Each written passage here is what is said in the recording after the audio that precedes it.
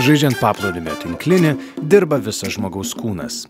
Ginti savo aikštelę galime tik tvirtai stovėdami. Startinė gynybos pozicija yra aikštelės viduryje 5-6 metrai nuo tinklo. Į kurią pusę vyks judėjimas priklauso nuo pasirinktos gynybinės taktikos.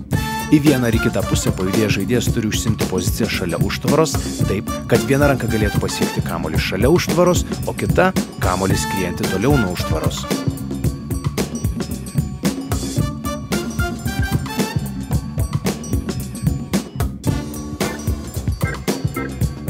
Kojos turi būti pečių plotyje, sulenktos per kelius, o svorio centras šiek tiek pasviręs į priekį. Kulnus truputį pakelkite nuo smėlio. Atkreipkite dėmesį, jog negalima stovėti pilnu padu, nes tuomet labai lėtai startuosite, jei bus lengvas numušimas prie tinklo. Rankas laikykite sulenktų kelių aukštyje, truputį plačiau negu pečių juosta. Įsidėmėkite, jog negalima labai atmesti rankų į šonus, nes jeigu smūgis bus tiesiai į jūs, galite nespėti jų greitai sudėti.